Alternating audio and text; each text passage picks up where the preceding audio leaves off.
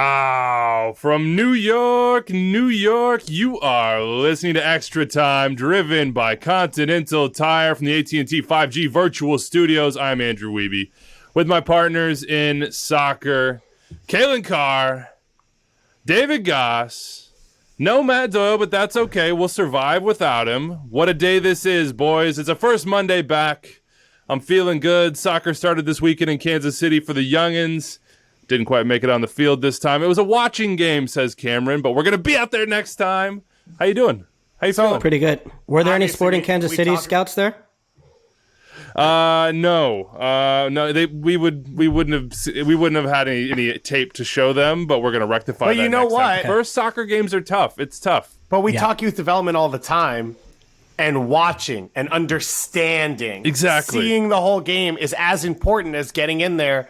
A lot of times. That's why we talk about, if this player goes over in January, it's hard for them to adjust because they don't have time to fit in before the games start. Right, Cameron's adjustment just period. Next level. Exactly. Yeah. No, this is good club management, actually. When you bring in a new signing, you want to acclimate them. Don't put them in a position where they don't feel they can succeed. Especially, his birth date? He's November, right? So he's on the younger side of the, 2019? Yeah, 27 among the 2017s, he's definitely on the younger side of the You got to protect your 17s. Everyone knows that. We're just here to support, and he is going to be right there. He was kicking me around the park the other day when it was just dad and son, so you watch out. OP Fox's Cameron is coming for you this Saturday. Wow, big Row Park. What's up? We're gonna hit the monkey bars. We get a live Twitter Spaces pre and post. Depending on how it goes. We got to respect his privacy and my privacy as well. Big show coming up today. It's a Monday. I believe week 26 just came and went. It's hard for me to remember sometimes. We're going to track the Revs today, as we will every single show, until they can't make history or they win the Supporters' Shield. Luchi Gonzalez. The big news, the sort of quietly breaking news this weekend after that loss to Houston, the FC Dallas manager of 2.5 years, let go by the club. That is big news. It's the third coach this year, by the way. Bubble watch is on. There's a lot of teams on the bubble, like the entire Eastern Conference. Outside the Revs, it's just a bubble.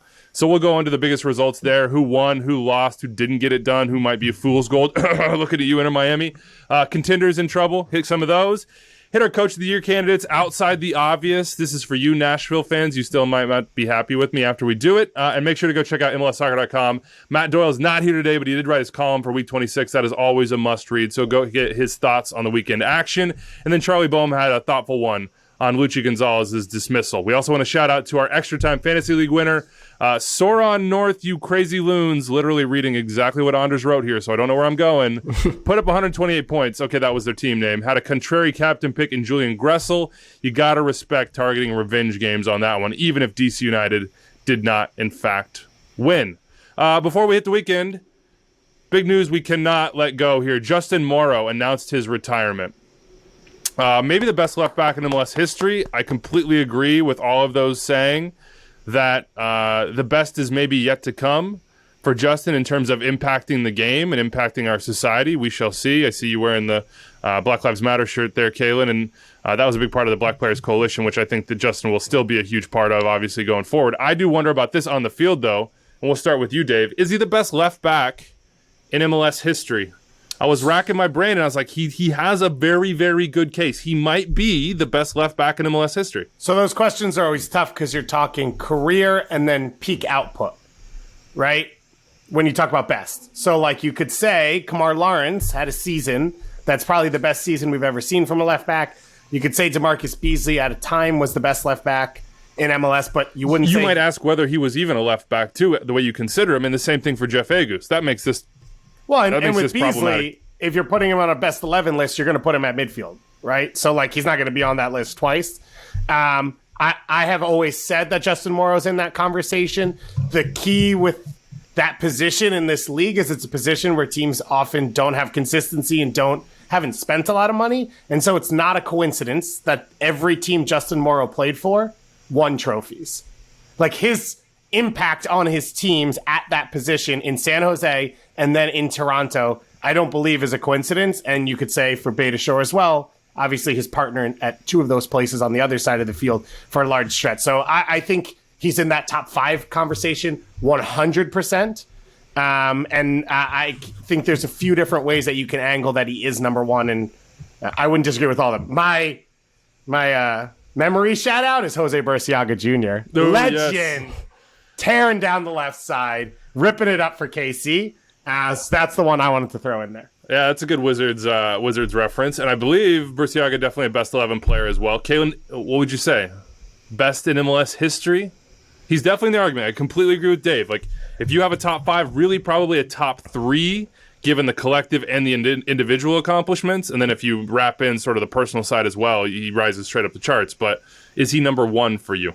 I think he's right up there. If he's not 1, he's maybe 1A.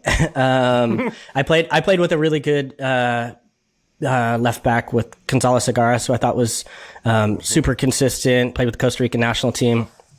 Did really well. I think, you could probably also mention Rodney Wallace at some measure with just, more of an attacking fullback. But I think when you look at Morrow as well, just his combination of skill set where he could get forward in the attack, he could get goals, great service, athletic, defend with anybody, but really kind of weaponized, especially this Toronto FC team in a way that we had yet to see a team really kind of like bomb forward like that. But the other name that is the kind of 1 or 1A, you can kind of pick your poison, and this one is Todd Donovan.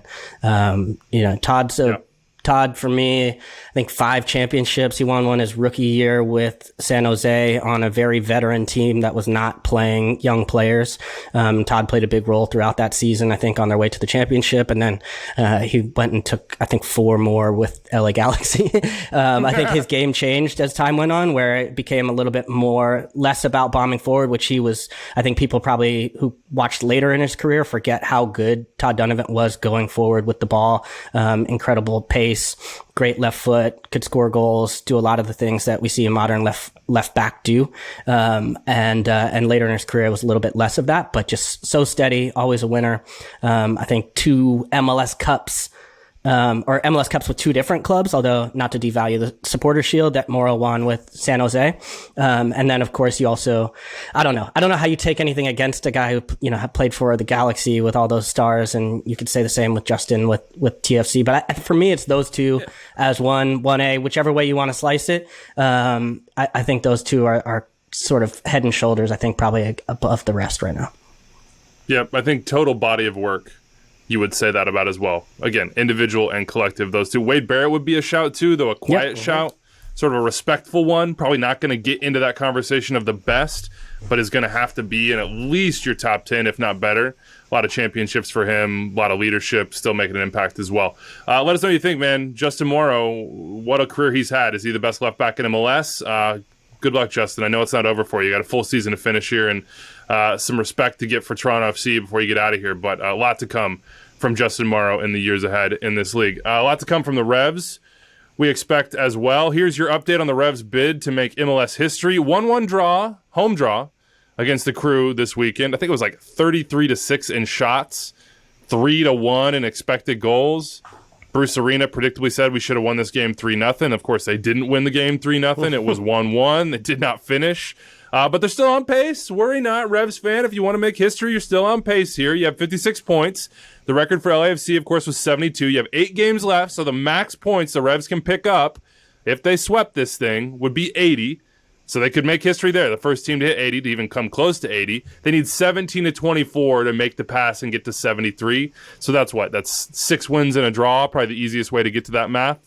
But they're on pace. They're on pace for 73 right now, so a point more. 0.04 points per game better than LAFC's pace, and their next 5 are at Chicago, home against Orlando, at Montreal, at Toronto, and then NYCFC at home. So you're talking about 3 Eastern Conference playoff teams and then a couple, patsies in there. How do we feel about the Revs? I know there was a conversation when I was gone about whether or not it was just a shoo-in that they're going to win the Supporters Shield. Are they going to make history? Do you feel confident in that or no? I said no when we had the conversation, and I still say no. You said you don't feel confident? I don't think they're going to make history. Oh, okay. There's one thing that they're here for, and that's to win MLS Cup. And I think down the stretch, especially as Carlos Gil comes back from injury, they're going to be careful with guys. That doesn't mean they can't get results, as we saw against NYCFC. I think it was last week, right? Yeah. They started a front line of of Ema, Kiza, and Bunbury, and they still got the result. But I'd be surprised if Bruce goes for it, and I think it's going to be a little tough. Yeah, who cares? I really could care less whether they get the points record for the season or not. I mean, the history that they need to make. Shield. I was like, oh no, the Shield. No. Yeah, no, they're going to get the Shield. Back around. I think the points record is like whatever to me. I mean, it's like if you win Supporter Shield and you win MLS Cup, which is the goal there, that's all the history you need. Nobody's going to say, well, they didn't quite get the points record or whatever it is. But if anything, I came away a little bit more confident after this last match that they're going to get the Shield, because they almost couldn't have had more opportunities to get a win and have an off day, to the point where they were literally shooting on Eloy Room at the end of the game, where the man could barely even walk, and like somehow heroically was, I think they were out of substitutions, or they actually weren't out of subs, but they were out of substitution Windows. What is it? Windows. There you go. Thank you. Yeah. But they were just peppering him, and it just happened to sort of land at him. So I agree with Bruce that I think the result was definitely favorable to Columbus in this one, and it just goes to show like the talent that's available for this team, and how even on their off days they're ending up with 1 point, and they should probably, even on an off day, probably should end up with 3. You don't think Bruce has 72 written on a whiteboard somewhere in big bold letters that he's like outlined 4 times? He's like, we're going to get past 72. He probably does. And it's probably his favorite sandwich order at his favorite restaurant. And he left it up there from a year and a half ago. It's the Bruce Arena? Yeah, exactly. What would the Bruce Arena be? He might have his own sandwich. I think he worked. I'd be shocked. Didn't he work at a deli, or was it a pizza place on Long Island? You never know. Either way, they're good. Yeah, somewhere in Brooklyn, some like bodega has a Bruce Arena. East Meadow. We're talking New Hyde Park, I think. My bad. But if we ever, you know what, we should go together on a New York bodega, and then we should just have sandwiches named after MLS players, and I'm fine with that. Nobody would care. But so if the Revs set the points record, it would be the 3rd time in 5 seasons that the team that won Supporters Shield. So Toronto, it was TFC in 2017. Toronto said it. LAFC in 2018. Well, didn't the Red Bulls, or did they come up just short? Oh, maybe the Red Bulls tied it. Or set it. Okay, so then the Red Bulls, then LAFC, then no one. I think it was Red Bulls set it, Toronto FC broke it, LAFC broke it. Now we're wondering if Revs will break it, right? I don't know. I don't know, man. Anders, save us. Where are you? Come on, man. We need that check on the back. Okay, what's your guys' opinion on why that's happening? Why are we seeing? So I don't know, teams but that's breaking the these point. Records? That's the point to what Calen's saying is like, I don't know what it means right now. You were correct, Weeby. So it was Red Bulls, TFC, then LAFC. So it got broken 3 straight years. So if you break those down, Red Bulls was system, right? Like, it wasn't a spin big, we have just so much more talent than everybody else. It was our system, and then we had Tyler Adams, basically. That was certainly quite helpful. And then you have Toronto FC, that was probably spending, right? That's probably what you would put it down to, and continuity with Greg Vanney. And LAFC, you would say it's spending, but then it's also Carlos Vela lighting the world on fire in a way that MLS just had not seen production of that level. And then the Revs are, I think, sort of an indication of the times, which is they have the big-time DP attackers. They've spent big. They have big transfer fees for, Bo and Buxa. They got Heel at the right time. I knew you were wrong. Anders corrected it, yeah. Because Red Bulls was 2018, and TFC, because TFC did the double, and they won Cup in 2017. That's what made no sense in that whole thing. Whatever it is, and Weeby just gave us a beautiful breakdown of all of it. I would just say, clearly right now, something is happening where it's possible. And to Calen's point of like caring and not caring, like, it matters. You always want to set a record, and you never know how long it'll stand.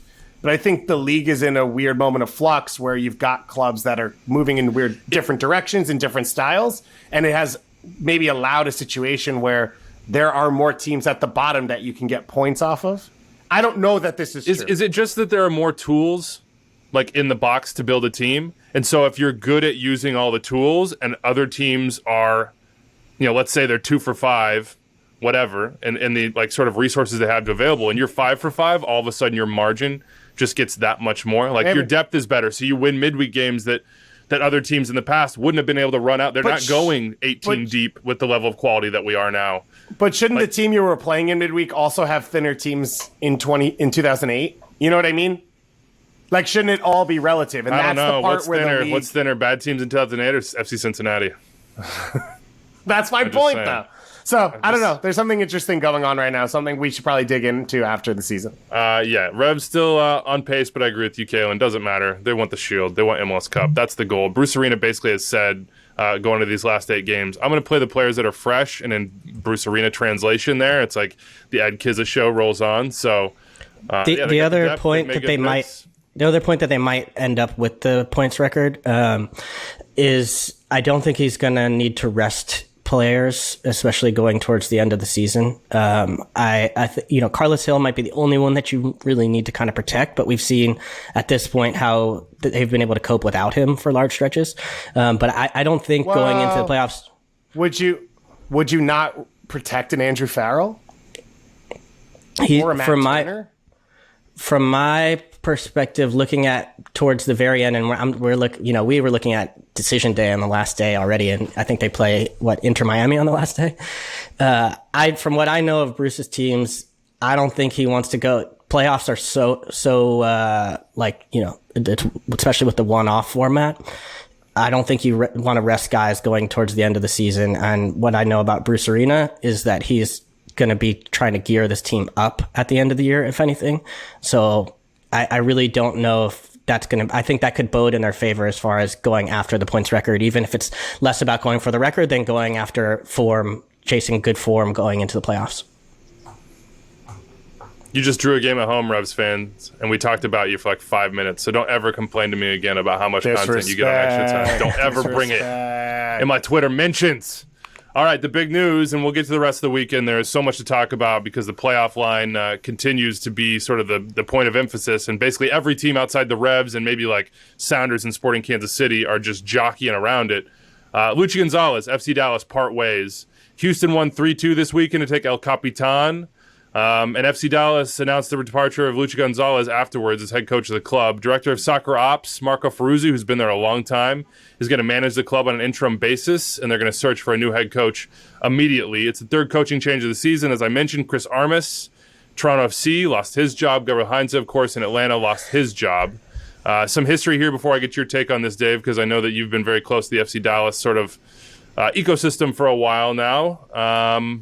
He was appointed head of 2019. His record, 28 wins, 29 losses, 25 draws, so, I mean, damn near 500. First year, 2019, they were 7th in the West, 13th overall in the Shield. They lost to the Sounders in round 1 of the playoffs. You remember that game. It was crazy. It was back and forth at the end. They were all, like, hands on knees. Some guys were crying. They put so much emotion into that game, and it just sort of felt like, wow, Luchi has the pulse. This young FC Dallas team is just going to rise and rise and rise. Last year, 2020, an insane year. We know that. 6th in the West, 11th overall. Won a playoff game. PKs against the Timbers, lost again 1-0 to the Sounders. And then this year, they've basically been at the bottom of the Western Conference for most of the season. They lose their rivals. And Luchi, who did so much for the club, whether it be on the academy side and then as head coach, is out. A lot to talk about here.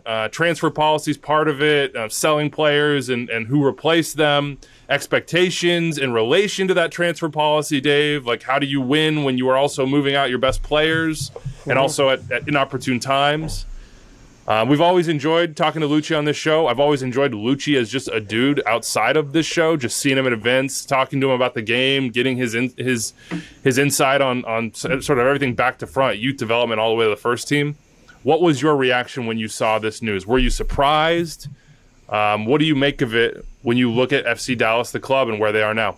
I don't think you could say you're totally surprised because this year's been a letdown for the club, and you just went through it. Playoffs the last 2 years.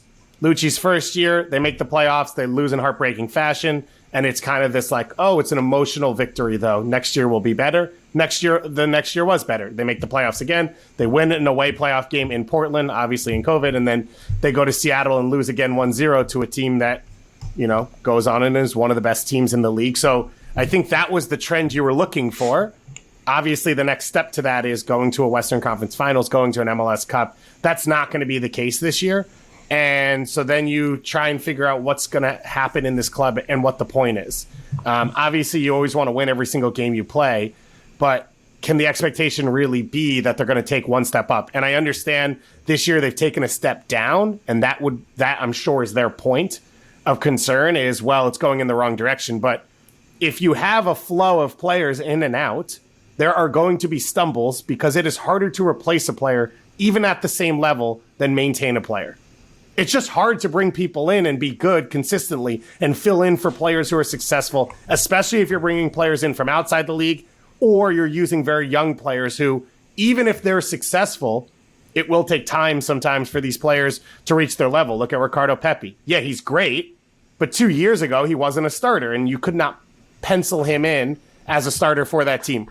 The biggest thing I see with this group is they sold Thiago Santos on April 1st, and they kicked off their season 2 weeks later. The linchpin of their central midfield, they sold 2 weeks before the season starts, and the expectation was for them to get better than last year, make the playoffs, and win a playoff game. Those things don't exactly line up. And so while you can say Luchi didn't get enough out of Frank O'Hara, who they spent DP money on, although it wasn't his decision, and maybe hasn't gotten enough out of a lot of these veteran signings, he clearly has gotten the most he can out of the academy players, and he's been successful. So I don't know what you're asking for from this team, so I think it's a little unfortunate. I have no idea what direction the club goes in now from specifically a coaching point of view.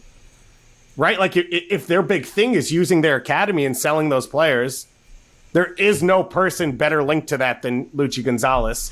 And so it'll be interesting now if they go from outside the league or maybe an assistant from another team that they think can be more successful in Major League Soccer, you know, in terms of playoffs and whatever. But I don't think any of us look at this Dallas team and say this is a team that has to contend at the top of the West or should be contending at the top of the West from a pure roster point of view. And over the 3 years Luchi's been there, he's been more successful than a number of coaches on other clubs who still have jobs.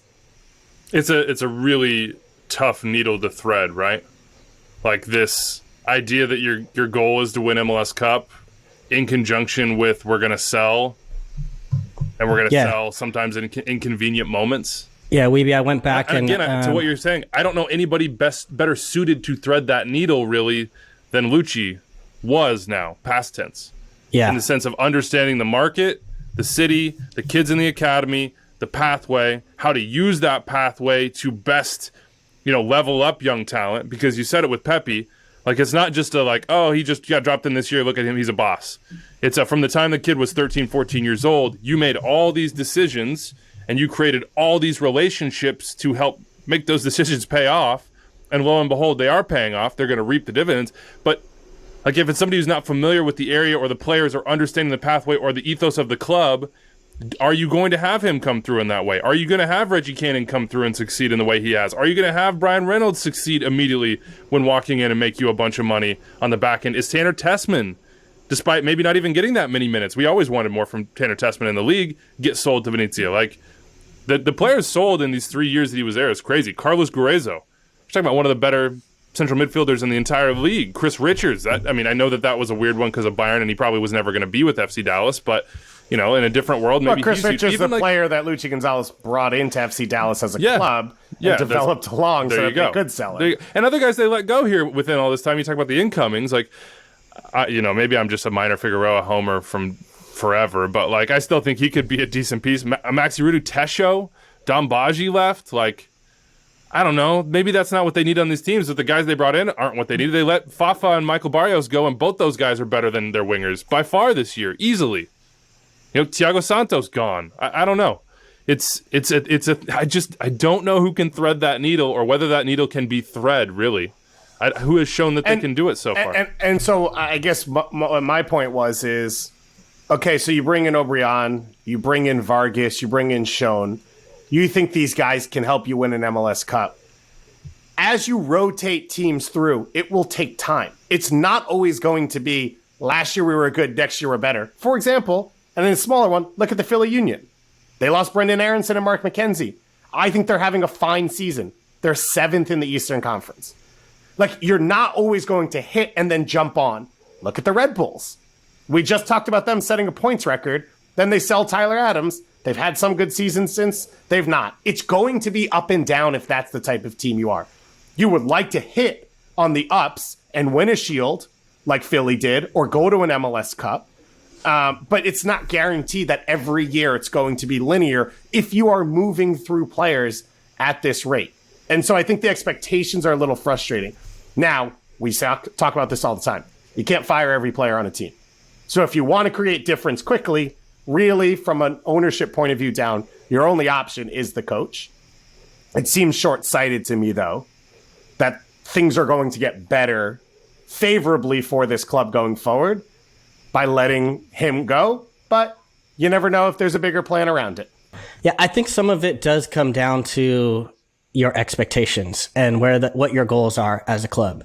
And I went back to this article, I think from the beginning of the season, from Tom Bogart, who said, it was an interview, and he says, look, this is Luchi, and he says, look, I've yet to see an MLS Cup winner be a selling club that sells players from their academy. There's been selling clubs, but maybe not exactly from the academy. Being willing to lose your top right back or your top center mid because it's a great opportunity for the player, the league, and the club. And it's a model to keep growing and developing, reinvesting what we want to do. So the confidence to develop and transfer these players. Why can't we be the first to do that? Why can't we make that a model of success for the future? And I think, for me, Dallas falls into a strange category where they are at once the envy of a lot of clubs because they have really sort of changed, and become sort of like made global headlines as far as the quality of players and the reliability of this sort of big shift in MLS as far as building young players up and then selling them abroad. And then they're also below the playoff line. And so I think it's showing that at the same time, like you can be both right now in MLS and in fact, like it's very lofty expectations. FC Dallas was never going to win MLS Cup this year. That was just not going to be their expectation. They were a fringe playoff team the last 2 years, and they took a step forward each year. But if you sell players on, we're not at the point yet where you can sell players on and not adjust your expectations and expect to continue to rise. We saw that with Philadelphia, to your point, Goss, where we said Supporter Shield winners. You sell on Mark McKenzie and Brendan Aronson, they're 7th in the East, right? The expectation right now for Philadelphia is not necessarily to win the Supporter Shield as much as they would like that, right? Even when you sell players on from a transfer perspective and you sell Miguel Almiron or you sell Diego Rossi, you start to see the gaps in performance from there because you can say the model is, okay, you say Dortmund or Ajax or whatever, they sell on Sancho and they buy 3 or 4 of those players. And Atlanta United has come the closest to trying that, where they sell on a Miguel Almiron and they hire Barco, right? But like, that's not guaranteed either. And in Dortmund, they would sign 3 Barcos. It's just not, it's not a sustainable thing yet to say, we want to shift to this new model and we want to have this whole new identity and sell players and then not redefine success in other ways too. And so for me, I think Luchi fell into a little bit of this trap where, he was expected to be above, continuing to make progress on the field, but then the definition for success was different internally. And the thing that does worry me a little bit is, does this have a chilling effect on managers playing young players in MLS? And I think when you look in the past and you look at the teams and clubs that have been successful at it, Philadelphia Union didn't always have the greatest success. Jim Curtin would tell you so as much himself, where they had to learn in the playoffs. They had to learn. Now, the difference is their floor was maybe not as low as Dallas, where they're 11th right now in the West, but they also did a much better job of their signings from abroad, where they have, if you add a Bedoya, you add a Montero, you add, Blake, you add these different pieces to the puzzle, to this Dallas team, that might help, right? So I think you guys hit the nail on the head that they got a lot of those signings wrong and did a lot right with bringing those young players along. So to me, it just looks like I worry a little bit about the chilling effect, because if you're the next man, and maybe that's what FC Dallas wants to do, is they want to shift. I think it would be a mistake. But if you're a new manager coming into FC Dallas and you take this job, and you're hovering right around the playoff line and you have to make a tough decision on whether to play a young player from the academy and give him an opportunity, or you want to play a veteran to save your job. That's what's happened in the history of MLS in the past. That's the MLS that I played in, where it was like, I got to fight for my job now. And yes, there is pressure on managers. There's always going to be. I'm not saying that there shouldn't be pressure on the manager, and that results don't matter. But you can't have it both ways. And for me, FC Dallas is falling a little bit into that category of saying, we want to sell these players, we want to change the model and do all this, but we also want this other thing where we need to be winning all the time, regardless of who we've moved on from. And not to go too far down the rabbit hole here, but for FC Dallas, they have this proven model now. And we're not generations enough into this for it all to work, where it's like, yeah, we've got 5 good academy kids coming in. One's 21, one's 19, though. So, we're ready to have a starting lineup and sell one guy out. But for FC Dallas, one, Austin FC has now moved into your state. Houston has a new owner, and they've reinvested in the academy over the last 2 years. And currently, Tab Ramos, who's the former U.S. Youth National Team coach, is their head coach. And we've heard rumblings, we don't know or not, about potentially homegrown territories going away. For Dallas, it isn't a guarantee that they're going to be the academy team, right? Like, this is something they continually have to work at. And Calen, you know this better than anyone. Trust is the biggest part of families and players wanting to join clubs. And that has been what Luchi Gonzalez has built at FC Dallas. And Oscar Pereira has a huge part of that as well. But Oscar Pereira has started to play young players, a lot of young players that maybe wouldn't have stayed with Dallas because they didn't feel like they were going to get the first team minutes or they were going to get the right spot and the right opportunity. I think stayed because of the relationship Luchi Gonzalez built with them. And it's something he was going to continue to do with families. So this could be a dangerous moment for FC Dallas as well, choosing to move on as they're under more pressure, even though they've been successful from an academy level than they've ever been before. Now, one thing I will say here, we all respect Luchi a ton. We know the work he's done on a couple different levels in Dallas. There were question marks about some of the managerial side with the first team. Tactically, the integration of some of those new signings, substitution patterns at times, how aggressive he was. So there were questions. It's not like we're sitting here saying, hey, Luchi Gonzalez was an absolute saint with Dallas. Everything he did was perfect. Zero chance that he should be let go.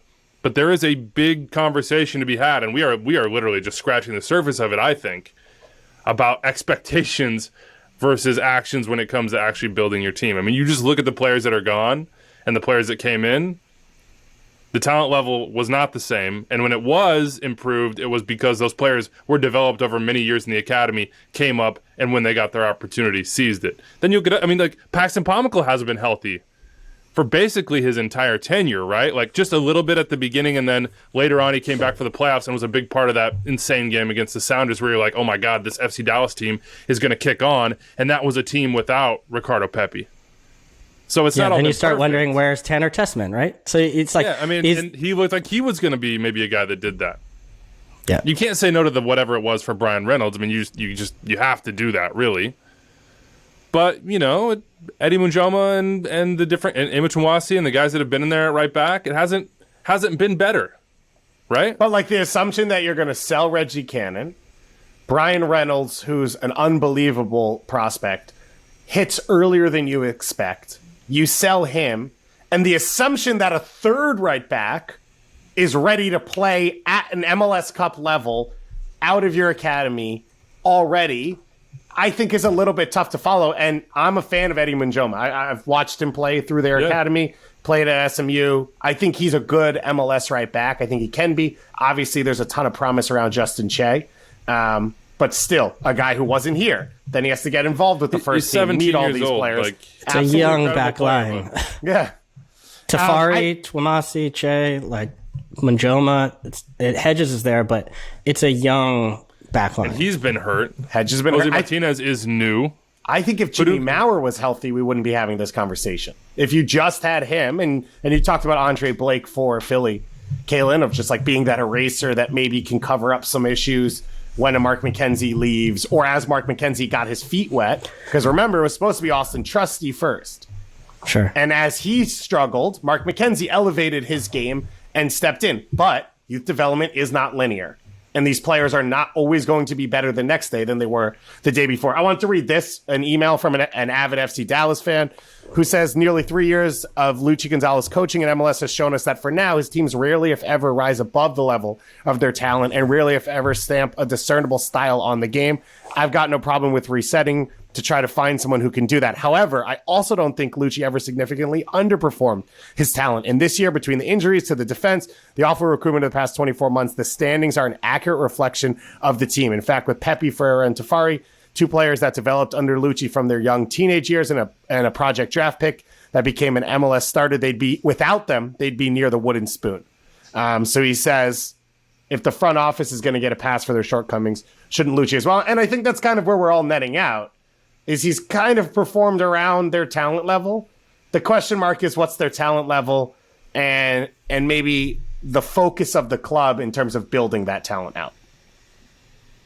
So here's some attacking signings. We harp on this, and certainly Doyle is maybe the most repeat offender in that sense since Luchi came. Cobra, had some good moments, gone.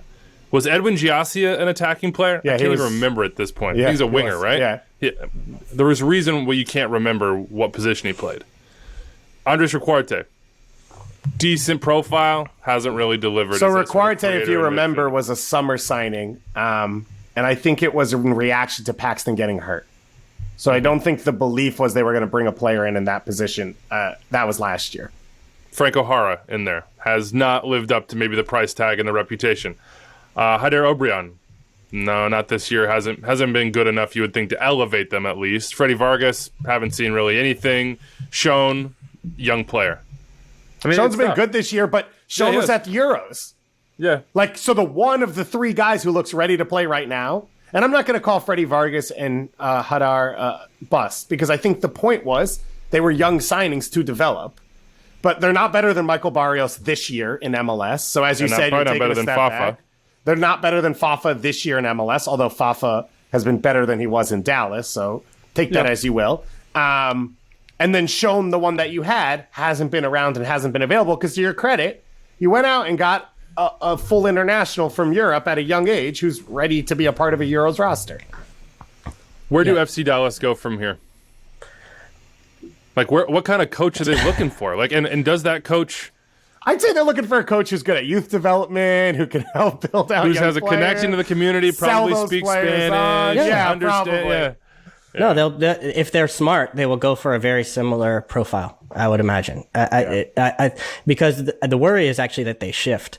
Because if you were to let's take the bottom 5 teams in the Western Conference right now, and you were to say, which club do you think has the clearest identity of who they are, what they want to be about, and the way they want to kind of like run as a club? Austin, brand new team, new manager, 19 points, not going well for them in the first season. Houston, pains me to say it, I'd rather, they're trying to chase FC Dallas in the standings as well as the identity, and figure out how they can get young players into the academy and through to the first team. San Jose, similar story. They've got some young players that are breaking through a little bit, but they're spending a lot of money on a manager and they're still not making the playoffs. See, this is where I disagree, Calen. They are all in on chaos. I actually think they're more dedicated than anybody else to their identity. To identity? Okay, yeah. Fair enough. Vancouver lost the manager, trying to figure it out. So of that group, Dallas to me has the clearest path forward as far as what they're doing, what they're about. And, so I think if they're smart, they'll go after a similar profile, but I don't know who that person is. Yeah, but does that person exist with the depth of relationships? I don't know, man. It's an interesting one. I'm very curious to see where FC Dallas go. They say they're going to start the process immediately. I do think it's interesting that Marco Ferruzzi's in as the head coach on the interim basis. He was an assistant, I think, for a long time with them, as well as some other roles. I think he's been there since 2004. Yeah, he was there under multiple coaches. Yeah, so he's been there a long time. The timing is interesting too, because they're what, 6 points out right now, maybe a little more, 7 points out. Yeah. 7. With also 2 additional games played at Minnesota United. Okay. All right. Well, I just wonder if it seems to indicate that there's enough time in the season still that they feel that they can still make a push to try and get in the playoffs. And so I don't know that if that's the rationale, I understand it even less. But but I don't know. We'll see. I mean, we'll have to see which way they take it. One thing, you talk about injuries on the back line. Nobody's allowed more goals other than Cincinnati and Toronto than FC Dallas this year. So the only thing I'll say is, off the end of this, is I know you guys probably on Thursday. Sorry, I was away. I was atoning that's for fine. all of my sins, all of our sins. Actually, I did it as a collective ETR. Wow, that's really generous. That's super generous of you to really take that on board. Yeah. I know Landon Donovan's been rumored around the RSL job. To me, that's a no-brainer for them to try and pursue Luchi Gonzalez with the facilities they have and they've built out. And again, I think they're in a club that maybe, obviously, you don't have a new owner, so you don't know what it'll be. They seem to have a clear idea of their identity in terms of what it means and how they can win in MLS. I think Luchi could be very successful there. And whatever capacity, you assume Inter Miami is calling him because he's a Miami native. He's Peruvian American. He coached at Weston FC, which is one of the biggest academies in that Florida area. So he is Miami through and through. And that's another area that you'd love to tap into properly from a youth development point of view. So you would assume that they're going to give him a call as well. Obviously, they don't have a head coach opening, so it would have to be a different position. Yeah, and look, that's a possibility for Luchi as well. You'd think if people needed help with their academy, somebody to run that, to organize it, to start it from the ground up, he would be a good option there. The US U20s job is open. That could be really, really interesting for him. And you never know, maybe there's jobs open in Texas as well, because FC Dallas are not the only Texas team sitting at the bottom of the Western Conference. So lack of results has a way of resulting in opportunities for other people. It's all Texas right now. Yeah, it's tough in Texas. Oh, man, tough year for the striker. Hey, we got the Batallon, Houston, baby. 3 games unbeaten. I like it. Whoa. All right, let's keep it rolling here. Let us know what you think about Luchi Gonzalez and FC Dallas. Dallas fans, we'd love to hear from you. 401-206-0MLS, extra time at MLSsoccer.com. Talking life on the line, the playoff line, the biggest Guys, bubble I'm a little results. embarrassed about this H situation. I just found out how short my fingers are. Wait, what were you trying? You're trying to. That's the H. Don't you do the H that way? No, I think that's like hook 'em horns down. No, That's how like- do you do Houston? That's how they do Houston. I don't know. Yeah, and you got I don't know. Calen. I don't know. I'm also just feeling, you said embarrassed. I'm feeling embarrassed that I was like 3 games unbeaten, Dynamo. We're back. Like, Oh, Dynamo. anyways. Calen, All right, well, just so you know, Zarek says that your Venmo's on the way for that. Yeah. 8 points. Hey man, Houston are like, they could maybe reach that bubble. They're not out yet. Probably soon. They haven't won a game on the road all season long. All right, let's get to the bubble. You guys talked about Atlanta being back, or at least I think I was gone. Maybe it was you and Charlie, Dave. I don't know, Calen, if you were around for that one. Well, Atlanta is still back, I guess. 3-2 winners at home against DC United. Ezekiel Barco, he's vibing. This is the Barco that had me making Baron T's. 20 goals and assists combined. He could get that. I mean, he might even get that this year, though, with the route he's going. The free kick, absurd. Gets another goal Maybe as you well. feel comfortable just throwing... I'm bringing it back, dude. You're back, Weeby. You're Dude, back. that was no, it was not 20 and 10. It was 20 goals and assists combined. But it was a terrible guarantee at the time, so now I'm just revisionist historying, and I'm going back and pulling it back out and being like, see, I was on to something. I knew he was capable of this the entire time. Yikes, Luis Arujo, he can cook. The dude is just, he's got it pretty clearly from the jump. Forget adaptation period. Joseph Martinez is back scoring goals. They're doing this without Miles Robinson. They rested him. What does this tell you about Atlanta, Calen? If I was to give you the entire Eastern Conference and take the Revs out of the equation and ask you who has the highest ceiling come end of October into November in the playoffs, who would it be? Well, it could be Atlanta, but I'm riding with Nashville. I feel like Nashville to me is the team that has the biggest threat to New England in the playoffs. Even after a road loss in Toronto. I know that this is interesting timing to say that with the loss to bottom dwellers TFC. Sadly. All right, we'll get to Nashville in a second then. But Atlanta are on the rise, and they do have a favorable schedule. I think if you look through the rest of the season, they have a ton of games against teams that are at or near the bottom of the Eastern Conference. Not to mention they have the new manager, which I think has honestly just been the biggest shift for Atlanta as far as just it's amazing what you can get out of people when they enjoy their work and they get to enjoy themselves and they feel respected and they're like, there's just a good vibe happening in the team. And yes, you can say. And hydrated. Wow. All of those things, they're all connected. All those things are connected. And I think, even when you listen to Pineda speak about the team and, or even the fans, but especially about the players. And he was talking about Barco, and he had some pretty glowing things to say about him. And it kind of is a page out of the Schmetzer book as far as continuing to give praise to the players as opposed to yourself, and then the players will kind of give that back to you. But even I was listening to Twitter Spaces, and you guys were talking about just kind of like what the vibe was like in Atlanta right now with Felipe. And he was talking about just them like kind of being able to recapture some of the sort of free play moments and those things within a team, that it's amazing how far that will take you.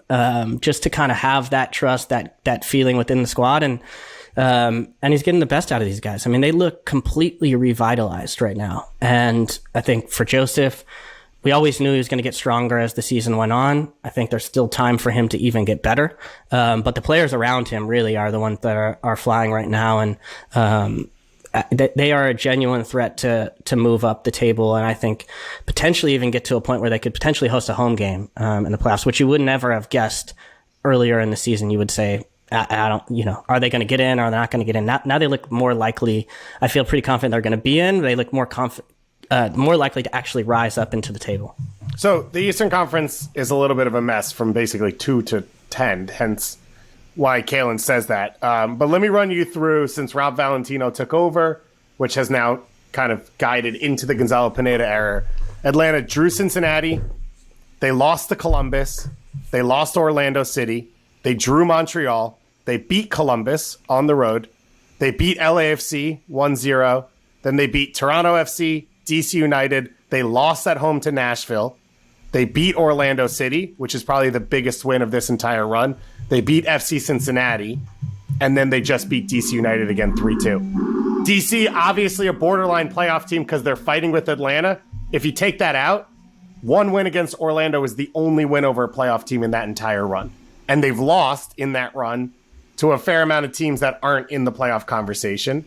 Like Columbus, I don't know if we've taken them out yet, but I think I don't know. I think the beginning of that run and the transition from literally seemingly hate being here to Rob Valentino getting things back. I don't know that you can put that on this team. Luis Araújo's not in that team. Marcelino Moreno doesn't have the same form and confidence. Barco's certainly not the same player. So I don't Joseph totally Martinez wasn't at the same level. I don't totally Miles Robinson disagree was with gone you. for the Gold Cup, right? I don't totally disagree Bello. with you. But in the question of confidence in the playoffs, that is why I don't have confidence in them. That doesn't mean they're not good enough. That doesn't mean they're not playing well right now. But when you ask, who do you have belief in? I take the year of Nashville so far over the week and a half of confidence that Marcelino Moreno and Barco are showing. Because we don't know that Barco can keep it up consistently. And it might be that Pineda is the whisperer, or it might be that this is a good week for Barco. And then we go back to the Barco we've seen for 3 years. And it might be the same for Moreno. So that's the only thing that stands in the way of having confidence for them long term. For Atlanta fans, this is great. They're fun to watch. This is what you want. It looks like they are strong enough to make a playoff push. And I think that's all a victory to close out this year. I'm just saying I think their ceiling is really high. Whether or not they reach their ceiling is a whole different question entirely. But when you have Miles Robinson back in this team, when you have sort of the settled lineup that they've been able to get to, when you have that front four feeling it, that's a team that can look like the Atlanta United teams of old. Will they look like that? I don't know. I don't have that. I don't have the crystal ball, right? But if I was in the Eastern Conference and I was looking at teams that are going to get hot at the right time or are hot at the right time and build toward the playoffs, Atlanta would be at or near the very, very top of that list. Our 22 under 22 players of the weekend presented by Body Armor, both come from the Five Stripes. George Bello got a goal in this one to seal it, and then George Campbell's played some big minutes lately. They can rest Miles Robinson right now because they've built George Campbell up and put him in a position where he feels confident and he is successful. So congratulations to Atlanta United, Gonzalo Pineda, to everybody involved. It's trending upwards. It's fun to see. All right, other bubble watch here. Where do you want to go? We got Portland knocking off LAFC at home. We got RSL against the Sounders. Could go Minnesota, Reynoso equals decent. Impact. I know we always love to talk Wilfred Nancy. Trophies for newcomer of the year. Any of these stand out to you? What's like the biggest one in your mind this weekend on the bubble? I guess Minnesota. You think so? It wasn't that we didn't know that this was possible, but they need to get the results. Right? They need, we've said it on this show for 2 weeks, when they had Load back and when they had Reynoso back, we thought they were good enough, but we had to see that, and they just need to get the points to get themselves safely into a playoff spot. So I think that was huge. And when you look at the game and you look at the 2 goals for Reynoso, all of them are in moments where he has space because of the other players on the field around him. And that hasn't been the case this year. So the first goal is Robin Lod, I think, sets him up, and you see Fragapane, I think, kind of stretch the back line a little on the top of the box to give him space to shoot. And then the second one as well. And so I think that's pretty big to see for this Minnesota United team, is proof of concept and proof that when they're all in there together, it all works. This wasn't the best LA Galaxy team they could have played, but it was fairly close.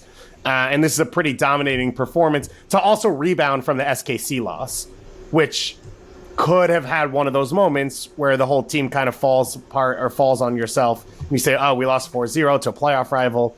Where do we stand? So I think that was a pretty big performance, a pretty big weekend for them. How about RSL? RSL won an insane one against the Quakes that they needed to sort of keep pace. And then they beat the Sounders and Freddie Vargas at home. One of maybe the most interesting, iconic shots of the weekend, shout out to the producers out there, was in the second half, I think it was, Schmetzer on the bench, and Freddie's like scribbling on a whiteboard, and you got Preki around him, and it's like, this is their head coach. I said Freddie Vargas. Jeez, I had that on my mind. Freddie Juarez, my bad. Freddie Vargas somehow stuck in my mind from the SC Dallas conversation. But this is a huge win for El Salt Lake, and it was also our Celebrating Soccer moment of the weekend presented by Continental Tire. I don't know if you guys saw this, or anybody did out there, but afterwards, Sam Yarrick interviewing Damir Kreilach, who scored the game winner in this one, now has 10 goals on the season. His brother is there, probably hasn't seen him since COVID started, and Damir is crying basically on the field afterwards after this huge win for RSL, fueled by him, his 10th goal of the season. They're up to 36 points, 6th in the West, in a year in which their head coach has basically said, you know what, actually I think it's better for me to walk away, and walked away. They don't have an ownership group. They're in extreme limbo, and yet here they are competing in that position, and here's Damir Kreilach just kind of showing you his family man credentials. That was one of the most heartwarming moments of the weekend, and this is just a huge, incredible result. What did you guys think about the midfield from Schmetzer? Atencio and Leyva. This was the conversation around Leagues Cup. You can't play everyone all the time. Yep. So they went for it on Wednesday night. They've got a final coming up. Those guys are good enough to almost win this game. Like I think they had a header flash wide of the post, or tie this game in like the 87th minute. That's where you're at. They're probably not good enough to win week in and week out on the road. But for Seattle, I think the goal is to win trophies, and I don't think Supporters Shield is within touching distance. And so that's what this week called for them, and I think there's nothing wrong with that. Yeah, I agree with that. I do want to give... Oh, go ahead. Yeah, Wednesday. Club on Seattle, Wednesday. Leagues Cup final, ESPN2, Unimas, Tudien. We're going to do a pregame show on Twitter Spaces like we do for the U.S. national team. So when the lineup comes out, tune into that, and then we'll do a reaction afterwards for all of you Leagues Cup aficionados out there, just like me, who are just in love with this wonderful, beautiful, likely to expand tournament. Don't want to ever step on a Leagues Cup promo, so I apologize to you first, Phoebe. Charlie doesn't actually feel the same. He is happily stepping all over them and trying to encourage. I heard that. Every time I try to bring Leagues Cup on Thursday, he's like shifting it away. And I'm like, Charlie, I give you time for your pet projects and players. Like, how many times did I listen to Anthony Fontana talk over the last X amount of years? And you can't give me 45 freaking seconds about Leagues Cup anyway. Well, no. But if you want to get Revs season tickets, Charlie Davies, your guy. He kills those action live. I'm surprised he's not just breaking into those in the middle of shows where he's like, I don't even know. I just blacked out, bro. I just blacked out. But if you want season tickets, here's the number. Like, only thing I wanted to say was we gave left backs a lot of love early in the show, and well deserved for Justin Morrow. But Herrera for Salt Lake, I think 9 assists now. Should get some love as well too. I think he's 3rd in MLS right now in assists, and had a beautiful one to Krylak on the goal. He's a hell of a player. Let me bring. I was gonna say this about Justin Morrow, and he also smashed a volley off the crossbar, which was unreal. Like, oh unreal. My God. So Herrera has now played right back and right wing back because RSL has shifted from a back 4 to a back 5, depending on the personnel. He's done it all successfully. He has 9 assists. Justin Morrow did not get call-ups because Jurgen Klinsmann wasn't calling up guys from Major League. Todd Donovan as well. But I was going to mention about the U.S. lack of call-ups for those guys. Yeah, and that's why the conversation even exists so debatably about whether or not they're the best at their position. Aaron Herrera shouldn't have to go to Europe to get an opportunity. We just came through a camp where Kellen Acosta and Tyler Adams had to play right back for stretches of time. Aaron Herrera, I think in Olympic qualifying and throughout the last 2-3 years in MLS, has shown he is good enough to be in that pool. And if no one else is healthy or available or willing to defend at that position, he should be in the conversation to get call-ups. That's my point. There have been some talk about like ceiling with him, and I don't agree with that. I also think that he would be a perfect CONCACAF player. 100%. He's just got that DNA in him. So yeah, like here's our call: more Aaron Herrera, please. And by the way, he can play on both sides too, and has played in his MLS career. So if you're saying, oh well, we need versatility, like he brings that as well. Plus, he's in like an a-hole to play against. I love that. How about the impact? Let's talk impact. Speaking of players that should get more love, Georgie should get more love. Joaquin Torres should get more love. Romel Kyoto continues to be a problem. The Impact are a problem. This is a big week for the Montreal Impact. 2 wins, I believe. Yeah, I think they're FC Montreal now. God. So it was a big week for both of them. Oh my God. I cannot break this. Like it is impossible for me to break this. Like I'm watching the game this weekend and I'm seeing the Club de Foot logo at Stade Saputo. I'm like, it's wrong. It feels wrong to me still. I don't know what it is. In fairness, I have to get over the hump. If Anders hadn't said it, I didn't even notice it. So that's how natural it seems to me. Dang. As well. Joaquin Torres, he brings them something no one else does, which is just 1v1 ability. And the game's just easier when you know you have someone who can create something out of nothing, where it takes the pressure off of ball possession and creating chances through those moments. We've said all year that Wilfried Nancy deserves to be in that conversation for whatever you want it to be. But Montreal has rebounded better than any of the other teams in the playoff races. Maybe RSL too. Of every time it feels like, that's a heartbreaking loss. You know, they lose at home to Nashville, I think it was last week. Now I'm trying to get all my teams right and all my dates right. Yeah. That feels like a heartbreaking loss, and they had chance after chance after chance in that game to go ahead and then tie it up. They come back with a result. And so that's what is confident and you feel good about with Montreal is they've maintained themselves in that playoff spot throughout the entire year. It is going to get hard for Montreal. But what they've accomplished so far, pretty incredible. We're going to have the Wilfried Nancy Coach of the Year. Probably not going to win it, but who's done the most conversation in just a second. How many Coach of the Year trophies will Continental give us to hand out? Because I don't know. We should figure that out. How about this? On the bubble, Inter Miami getting blasted at home against the Red Bulls. I say they're fool's gold. What say you?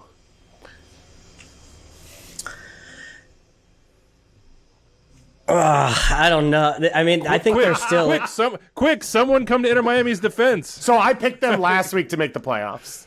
Based off the way the schedule landed, I think of those teams in those conversations, Gregory might be the best player on any of those teams. I felt like he had solidified things to the point where do you get performances or not out of Higuain and Pizarro? It doesn't matter because they're not going to give up goals. And I thought that they were at enough of a place where then they would get enough to get there. Then they lost 4-0 at home to the New York Red Bulls, who haven't scored a goal in 6 months. And all of that obviously went up in the air. They get the red card. Yeah, Phil Neville afterwards, like, we have one healthy center back. Well, that's not great when three in the back has been sort of your recipe for success.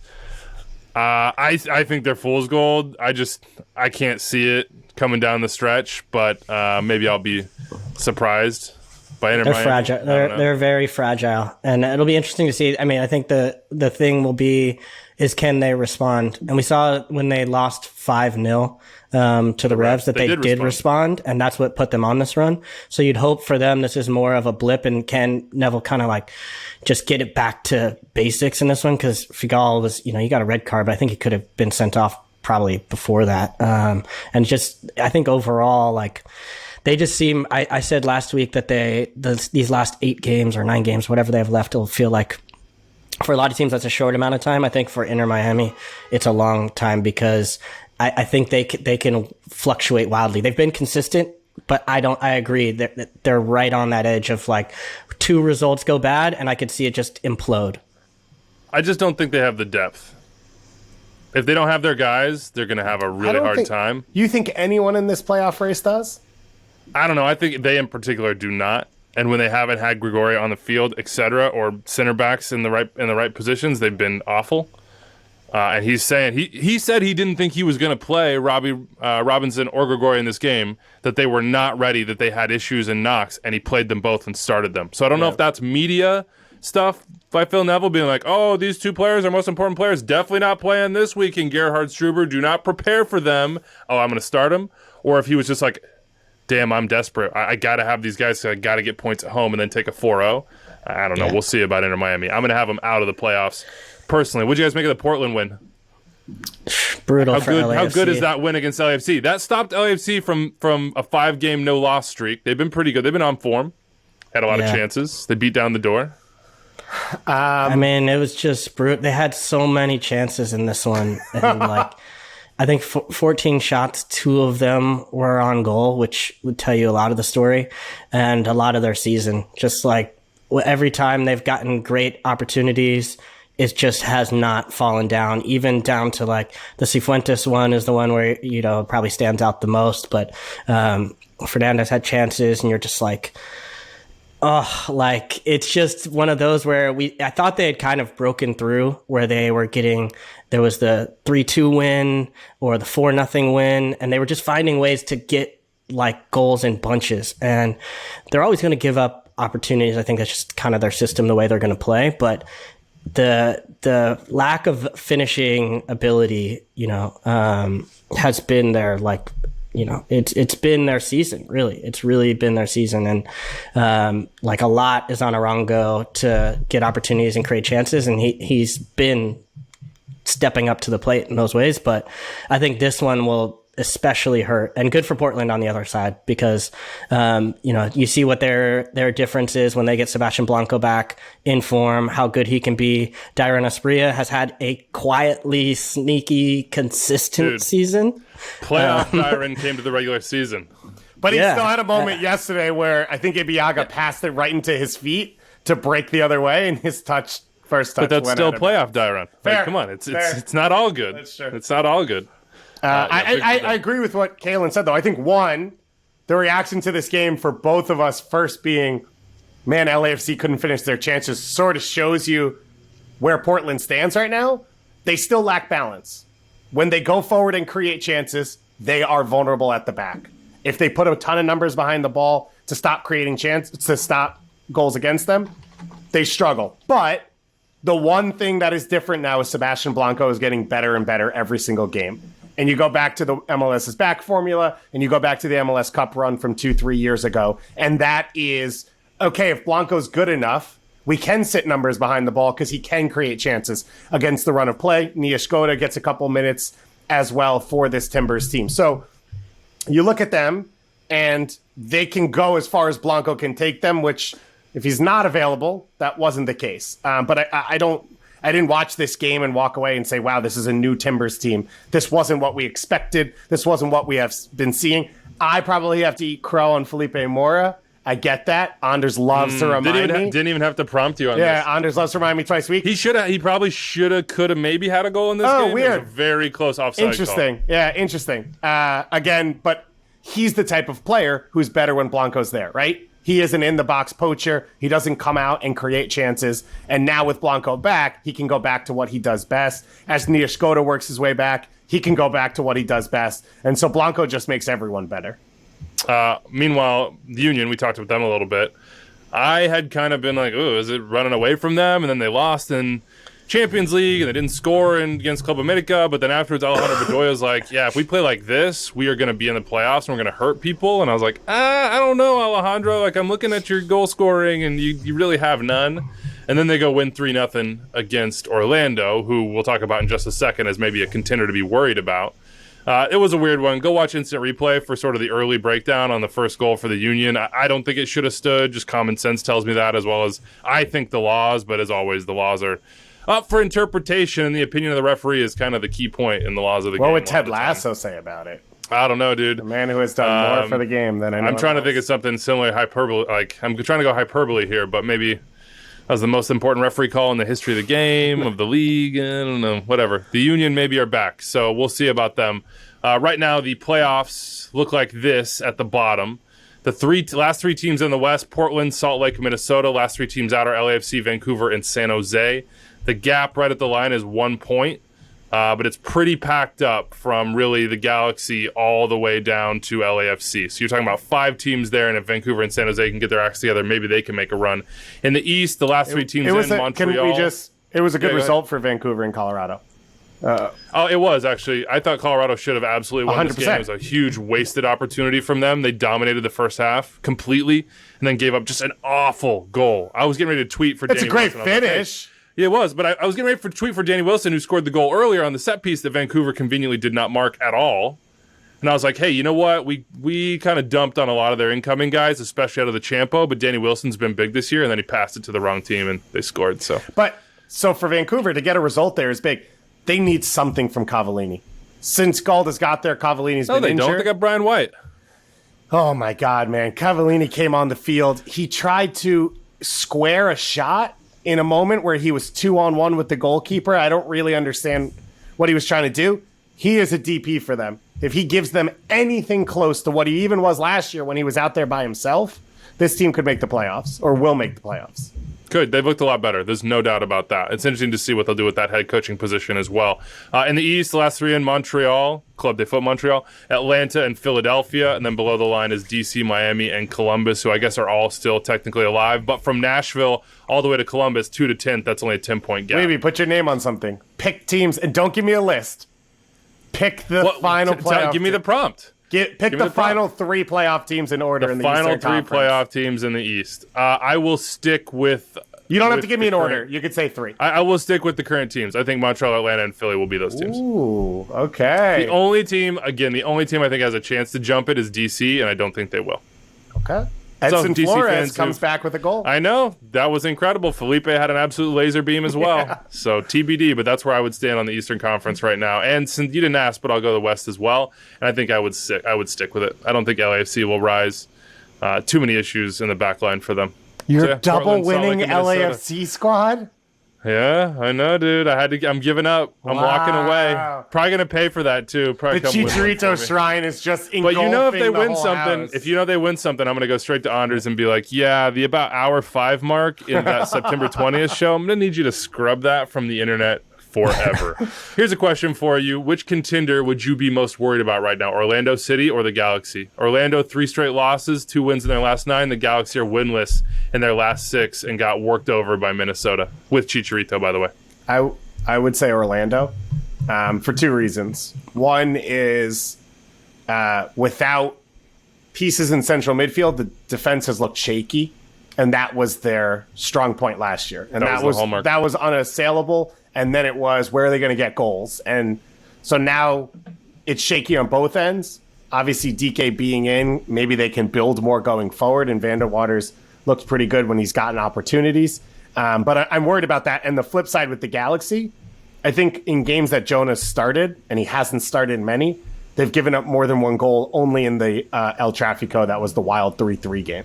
So I'm not going to judge this back line without him in front of them to help out until I either, one, know he's going to be hurt the rest of the year, or I've seen them fail with him.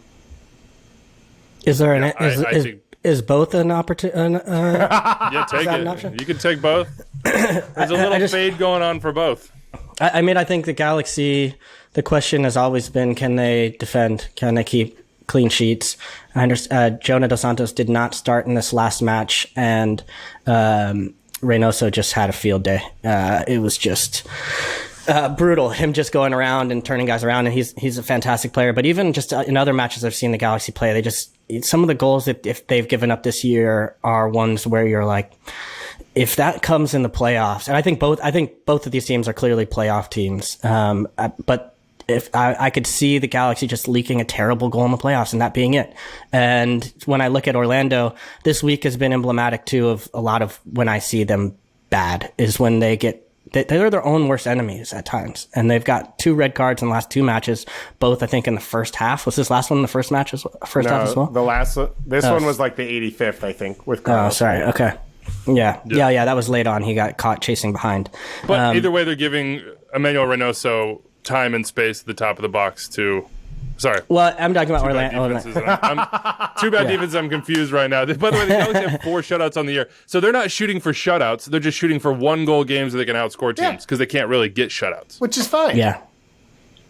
But I think Orlando takes big risks and makes and gets in their own way as far as some of the kind of challenges or ways they run into each other. And I think they run on emotion. We saw it in the playoffs last year, which is fantastic. It was incredibly awesome to watch that run through the playoffs. Sometimes that can work towards your favor, and at other times it can really knock you down. Nani, 0 goals, 1 assist in his last 7. Daryl Dike trying to come back. Chris Mueller, not the difference maker he was last year. Mauricio Pereira in and out of the lineup. That could be an issue for Orlando, and we know the issues with the Galaxy, though. Greg Vanney has led them to great heights this year. A note, though, here, Nashville could get into this conversation. They got a lot of road games to end the season. I know they've been decent on the road. You made that point to me in the pregame. Recently, Dave, outside this Toronto. Their last 2 road games were wins at Montreal and Atlanta, which are both teams in the playoffs. Those were good. Those were good. They'll have to keep it up, though, if they want to be there. They got to win on the road to hold on to that spot in the second spot in the East. Let's do this conversation and then do a little wooden spoon and get the heck out of here. We talked about it. The coach of the year is going to go to Bruce Arena, or it's going to go to Brian Schmetzer. It will almost certainly go to Bruce Arena. If you go look at the history of the Coach of the Year award, I had a lot of people saying to me, like, well, that's not how I see the Coach of the Year. I'm like, well, I don't care how you see the Coach of the Year. Here's how the voters and history see Coach of the Year. I've been doing this for a long time. The Supporters' Shield winner almost always wins it. If they don't win it, it's because they won it the year before or something weird happens, as we talked before, where you have Jesse Marsh and Chris Armas splitting a shield. So Bruce is going to win this. Like, I'm just going to put it there. So if you take out the obvious choices... He's going to be elated. It's going to mean so much to him. Oh, my God. He is just going to be... he's going to pull that black sweatshirt on for the press conference and really just wow all of us. You think he gets a Rolex for that? I don't know. I didn't think that was cool that Andrew Farrell got the Rollie. That was well earned for Andrew Farrell. Who would be the coach? MLS players are getting Rolexes now. Wait, hold on a second. Maybe if you stuck it out in Chicago. Yeah, man, you got to reach a certain. How many appearances do you have to get for that? Yeah. Was it? Well, you got to be that. He's got the most in club history, Calen. So you got to be around. Honestly, I mean, yeah. Wow. Valeri hit 300. Honestly, the most shocking part of that to me is not that Andrew Farrell is getting a Rolex, and it's where he got it. It's in that training complex where I was looking at. I saw that. I've been at these like crazy fields out in Braintree, Florida, playing on like, Massachusetts, felt like Florida, Massachusetts, out in the middle of nowhere. Is Braintree, Florida, a real place? No, that's where we used to stay. There's like I would go to like the Cinnabon before games. It was bad out there. Bro, there was nothing going on. There's like a terrible mall across the street. Did you get Orange Julius to go with it too? Basically. But little Auntie Anne's got to get cinnamon sugar. Good for the Revs, but that almost looks unrecognizable. Their facilities look amazing. Yeah, what a difference that can make. So how about this? Coach of the Year, non-Shield winning Coach of the Year. Coach of the Year that has done the most, their team has most improved, or done the most with the least. I don't know, however you want to define it. Who are the guys out there? You want me to do it because I can do lists better than anybody else in the world? Sure. Robin Fraser, Wilfred Nancy, Hernan Losada. I'd say you get Gonzalo Pinota could be kind of your troll, like get Atlanta fans going pick here. Greg Vanney and Gary Smith could be there. Vanney has a little less momentum. Gary Smith has maybe a little more momentum. Their teams are on the better end here. Just saying the run of play. Yeah, just the run of play. Who would you give it to, though? So I think I would give it to Wilfred Nancy. And Really? that's not a knock on Robin Fraser, because I think the Rapids are awesome to watch. They are, to me, one of the most entertaining teams in the league right now. I love teams where the game is not a weak link game. Like, they have no weaknesses, and it's just about where they're going to create chances and who's going to show up. And I think it's actually going to get better now. They've been missing a few pieces. Jonathan Lewis has gotten a pretty long run, and I don't think he's consistent enough for them. His finishing isn't there still. So I actually think it's going to get better. But they were, what, 4th in the West last year? 5th, I think? And right now they're 3rd. So for improvement and what you've done, especially against what I expected, and when you look at the Canadian teams and what they dealt with living out of the country and not knowing when they're going to come home and coming home and not having fans and all of that, to me, Wilfred Nancy has overperformed, has gotten his players to overperform, and as I said, has done it consistently through ups and downs over the course of this season. You convinced me. Pretty well there, not going to lie. I was like so on the Robin Fraser train that I was like, this is absurd, but you did a good job convincing me. I would actually argue that Vanny would be ahead of Fraser for me because of what he took over and what he's gotten to over the course of this season. But he has a lot. The resources that Vanny has are completely different than what Robin has. He starts Daniel Steres and Derek Williams in central midfield. But the amount of money in the incoming transfers this year that Greg's been able to sort of be a part of and choose is in complete. I don't know. On the flip side is the Rapids have done it in a different way, but like when you just say the names like Michael Barrios and Mark Anthony Kaye, etc. Like I think for Fraser, it's been 2.5 years. Like what he took over and what he has gotten to is the same, if not better, than what Greg Vanny has done. But Vanny has done it in one window where you can give him the coach of the year. Also, you're talking about money and bringing guys in. Is there nothing we've learned that there's no guarantee on bringing foreign players into this league?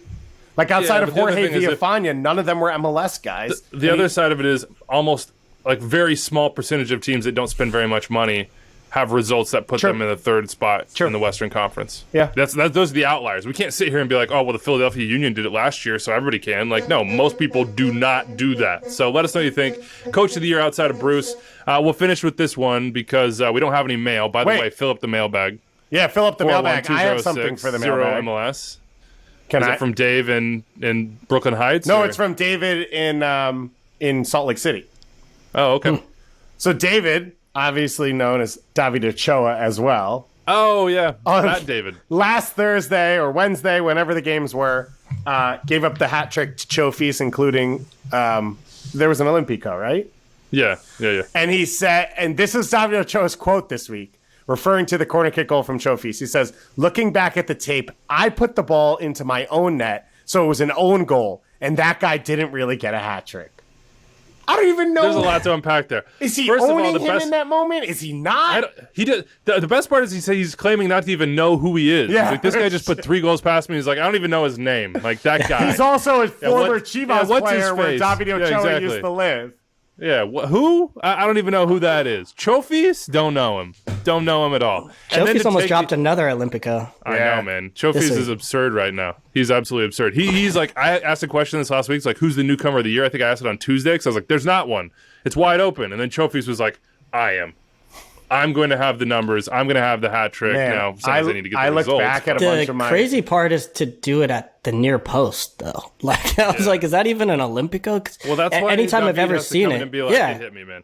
He's taking the credit. But I actually, just to have the ball turn that quickly is really the skill of it, is that you generally see it going to the back post where the goalkeeper starts to come out fishing and it has more time to curve. This just comes straight at you. And so, I don't know. I thought Ochoa was great, man. I give that a lot of respect for being like, it's not really a hat. Like, it's very hard to come out into the press and talk a little bit of stuff to a guy who just dropped a hat trick on you, but he found a way. Is it the first own goal purposely claimed in the history of own goals? Probably. Because most people aren't like, look, that was actually me. Like, I had that. It might actually lower his goals. Does that lower your goals against average? No, I don't think so. No, I don't think so. Okay. That would be, because then if there were bonuses at stake, it could get complicated. You have guys doing a little tricky. Okay. I don't know. That's for a different podcast. That's it for us. Big thanks. The one question we did not get to today that I thought we might. I was asked it on the Austin FC Twitter Spaces, is playoffs are not going to happen. They're the ones saying that to me, not me to them. What should Austin FC do the rest of the year? So mull over that one. Austin fans, hit us up. Fill out the mailbag for us. 401-2060-MLS. Extra time at MLSsoccer.com. Tuesday, 11 a.m. Eastern. Going to do Twitter Spaces. Doyle is going to be gone. So I think I'm going to do all guests. So check that one out. If you've listened to all this, you know you want to listen to that as well. We will be live on my handle, and it will be on YouTube with the top 10. Enjoy your week, everybody. Enjoy Leagues Cup on Wednesday night. We'll have the pregame and the postgame, so stay tuned for that. It's be good to be back talking soccer with you guys. We'll see you on Thursday.